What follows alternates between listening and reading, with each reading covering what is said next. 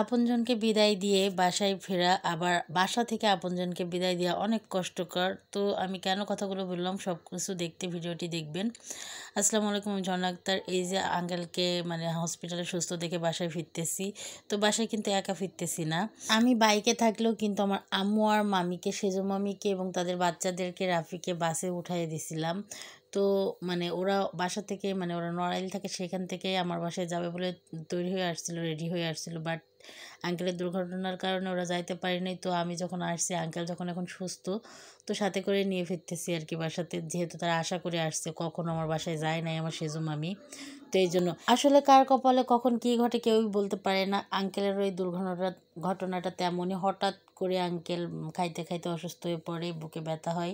তারপরে আন্টি আমার চাচিমা হসপিটাল নিয়ে আসে, সেখান থেকে এক্সট্রা জানেনি। তো তো যাই হোক, আমরা ওখান থেকে অনেক কষ্ট ধৈর্য সফল হয়ে ফিরছি, সাকসেস আলহামদুলিল্লাহ। আঙ্কেলকে হাসি মুখে দেখছি, আঙ্কেলকে বেডে দিছি, এটাই আলহামদুলিল্লাহ।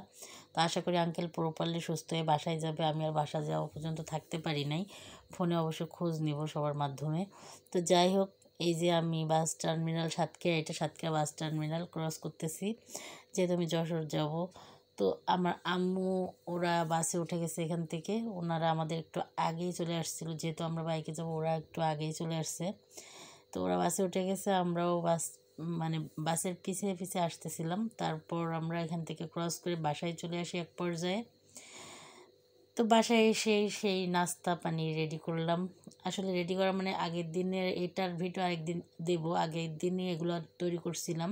ওরা আসবে এবং আমাদের বাসায় আরও মেহমান আসছিল, মেয়ে জামাই। তো আমার বাসার নাস্তা খেয়ে বড় জায়ের বাসায় গেছিলাম, সেখানে আবার বড় জায়ের বাসায় চায়ের আয়োজন চলে। তো আমরা সবাই সেখানে চায়ের পার্টি করি আর কি, চা পার্টি। তো এখানে সবাই মিলে চা খাচ্ছিলাম। এখানে অনেকে 10 কাপ বলছিলেন, এখানে কিন্তু অলরেডি 12 কাপ চা ছিল।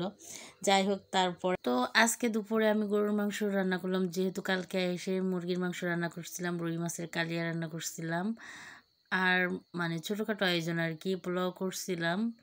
পোলাওর পেঁয়াজ পোলাও এখানে হচ্ছে।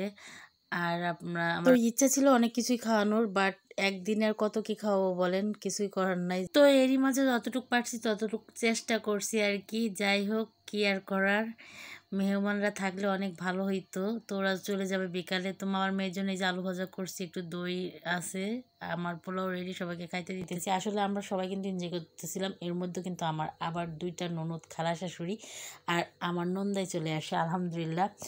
মেহমান 5টা ছিল, আরও 4 জন আসছে, অনেক খুশি হয়েছি। মেহমান আমার খুব পছন্দ।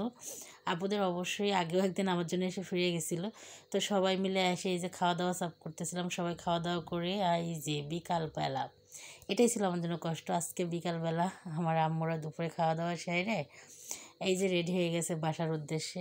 একদিনের বেড়ানো তাদের মাত্র, যেহেতু আঙ্কেলকে রেখে আসছে, আম্মু আঙ্কেলকে দেখে নাই, অসুস্থ, যার কারণে তাড়াহুড়ো করতেছিল বেশি। আমিও আর আম্মুকে আটকাইলাম না, কারণ আম্মু যেহেতু দেখে নাই, দেখার জন্য ছটফট করতেছিল, আঙ্কেল কেমন আছে, বাসায় আসছে নাকি, এগুলা নিয়ে।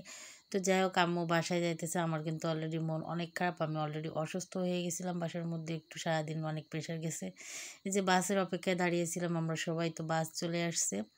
আমার আম্মু এবার আগে চলে গেল, পরে সেজো মামি এবং তার 2 মেয়ে আর রাফিকে রেখে গেছে, যেহেতু রাফির মাদ্রাসা এখন ছুটি। তো রাফি কিছুদিন থাকবে, তারপরে ওর আব্বু দিয়ে আসবে। তো এই বিদায় দেওয়াটা আমার জন্য অনেক কষ্ট করছিল, কি আর করা, যেতে নাই দিব, তবু দিতে হয়, এমনই অবস্থা আমার। চেয়ে চেয়ে দেখলাম মা চলে যাচ্ছে। আসলে মেয়েদের জীবনটাই এমন, বুঝছেন, সবখানেই আমরা অতিথি। বাবার বাড়িতে গেলে অতিথি, আমাদের ব্যাগটা কিন্তু নিচেই পড়ে থাকে, আমাদের কাপড়গুলো কিন্তু আলমারিতে আর সেইভাবে থাকে না, কারণ আমরা তো ওখানে ক্ষণস্থায়ী। আর স্বামীর বাড়িতে আসি, এখানে স্থায়ী, বাট ওই যে আবার বাবার বাড়ি যাও, একটু এরকম আর কি। যাই হোক, এটাই জীবন, প্রকৃতির নিয়ম, বিধির বিধান মেনে নিতে হবে। তবে তারা চলে যাওয়াতে আজকে বেশি খারাপ লাগছে। তো এই ছিল আজকের ভিডিও, ভালো লাগলে লাইক কমেন্ট শেয়ার দিয়ে পাশে থাকবেন। আল্লাহ হাফিজ।